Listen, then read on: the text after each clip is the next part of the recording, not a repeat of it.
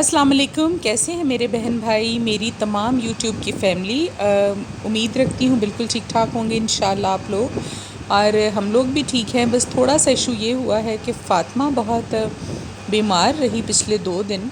उसकी तबीयत जो है वो काफ़ी ज़्यादा ख़राब हो गई, 2 दिन से स्कूल भी नहीं जा पाई। पीर को जब वो घर आई है स्कूल से तो मुझे इतना आइडिया नहीं हुआ, लेकिन मुझे ऐसे लग रहा था जैसे वो नींद में है। मैंने उसको सुला दिया, तो जब वो तकरीबन 6 बजे के करीब सोकर उठी है तो काफ़ी ज़्यादा उसका जिस्म जो है वो गर्म लगा मुझे। जब मैंने टेम्परेचर चेक किया तो 102 से भी ज़्यादा था, और गला उसका ख़राब है, खांसी उसको आ रही है। हम जब गए थे मेरे हस्बैंड के पास एक दिन पहले, उससे हफ्ते और इतवार को जो घूमने फिरने गई है फ़ातिमा, वहाँ पर इसने ठंडी कोक पी है और काफ़ी ज़्यादा उससे इसकी तबीयत जो है वो ख़राब रही है। अभी जी फ़िलहाल चल रही हैं उसकी एंटीबायोटिक्स, और 2 मरतबा उसको लेकर जाना पड़ा मुझे लाहौर। कुछ तबीयत जो है इसकी जो है कुछ बेहतर हो गई है पहले से, लेकिन ये हुआ है कि मेरा गला काफ़ी ज़्यादा ख़राब हो गया है। तो कहते हैं ना, किसी दूसरे को जब लग जाती है कोई भी बीमारी तो फिर पहले वाले की ठीक हो जाती है। तो अल्हम्दुलिल्लाह ये है कि फ़ातिमा अब कुछ बेहतर है। आज की वीडियो आप लोगों के लिए ख़ास तौर पर मैं इसलिए लेकर आई हूँ, एक अमल है जी, मैंने जो बहुत मर्तबा बहुत से लोगों को बताया, आज तक भी कोई उससे नाकाम नहीं हुआ। अल्हम्दुलिल्लाह सब की हाजतें जो हैं वो पूरी हुई हैं। तो रबीउल अव्वल का महीना है जी, बहुत ही ज़्यादा आप समझ लें कि बरकतों वाला और रहमतों वाला। तो 2 दिन तो इस मसरूफ़ियत की वजह से व्लॉग नहीं आ सका, लेकिन आज मैंने सोचा कि अपने बहन भाइयों के लिए जो कि हमारा इंतज़ार करते हैं, हमें बहुत प्यार दिया आप लोगों ने, बहुत शुक्रिया आप लोगों का, तो उनके लिए मैं ये लेकर आऊँ। तो बहुत ही छोटा और मुख्तसर अमल है, लेकिन इसकी तासीर बहुत ज़्यादा है।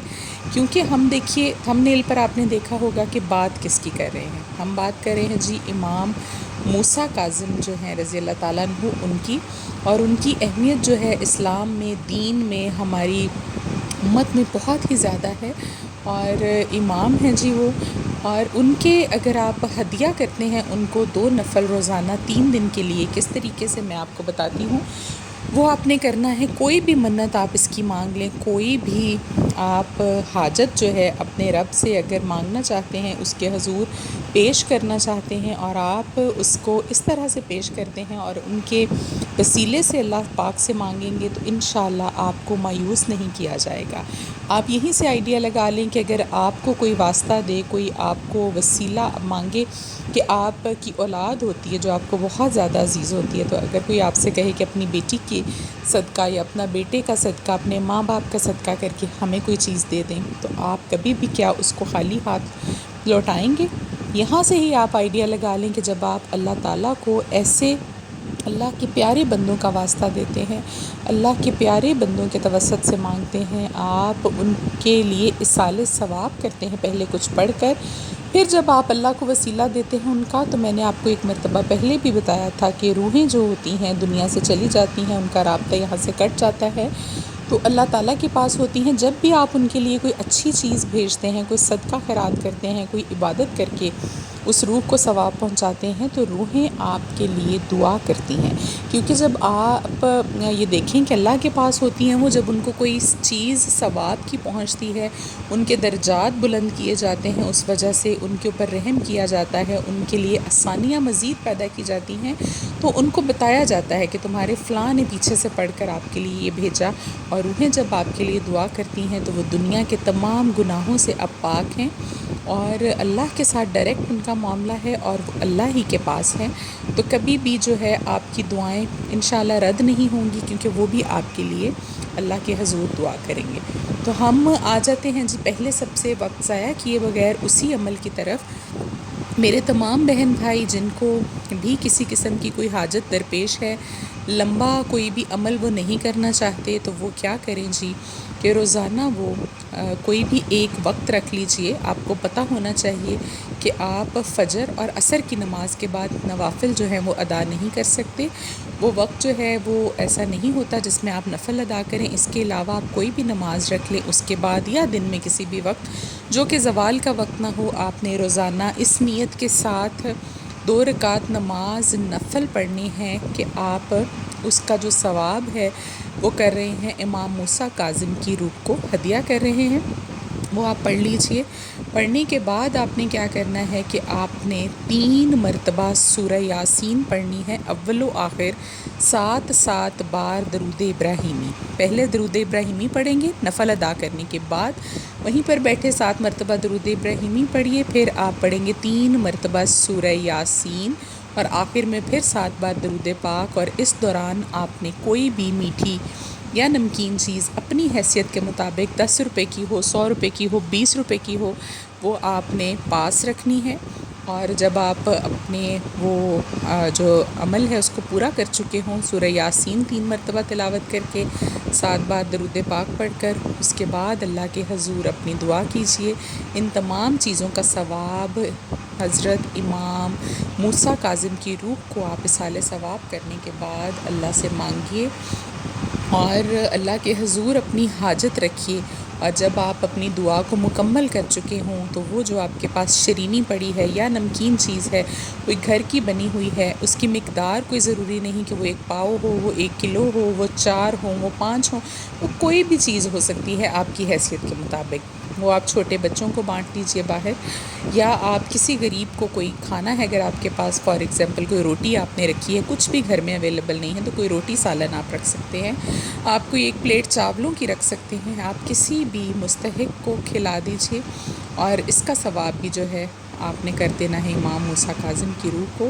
اللہ سے اپنی دعا مانگیے، ایک ہی وقت رکھیے گا نوافل کا۔ جب آپ فار ایگزامپل آج اگر 2:30 بجے پڑھ رہے ہیں، 2 بجے پڑھ رہے ہیں، ظہر کی نماز کے بعد پڑھ رہے ہیں، تو کل بھی آپ اسی وقت پڑھیے گا انشاءاللہ۔ 3 دن مکمل ہونے تک آپ کا کام جو ہے اللہ کی فضل و کرم سے، اللہ کی رضا کے ساتھ، رب کی رضا اس میں شامل ہوئی تو ضرور اللہ آپ کی دعاؤں کو قبول فرمائیں گے۔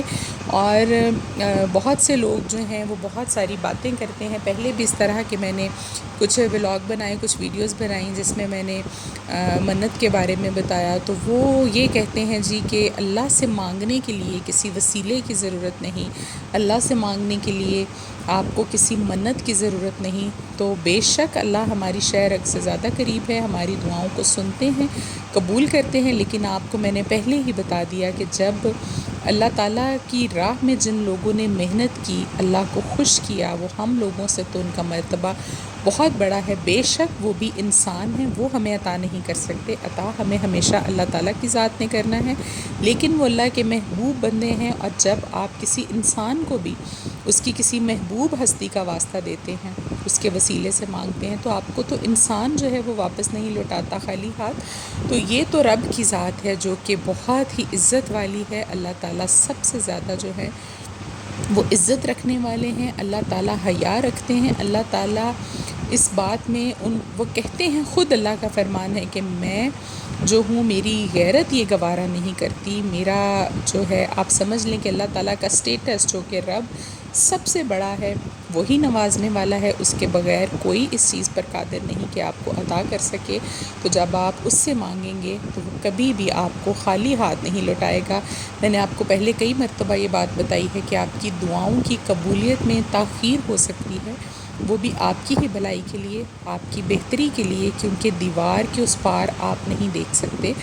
اللہ ہر اس بات کو سمجھتا ہے، ہر اس بات کا علم رکھتا ہے، غیب کے تمام علم رکھتا ہے جن باتوں کو آپ نہیں سمجھتے۔ اور بعض دفعہ کوئی چیز آپ کے حق میں ٹھیک نہیں ہوتی، اچھی نہیں ہوتی، لیکن آپ اس کو مانگ رہے ہوتے ہیں اپنے لیے، تو رب تو اپنے بندوں سے بہت پیار کرتے ہیں، تو اللہ تعالیٰ پھر اس چیز کو روک لیتے ہیں اور اس کے نعم البدل میں آپ کو یقیناً اس سے بہتر چیز سے نوازتے ہیں۔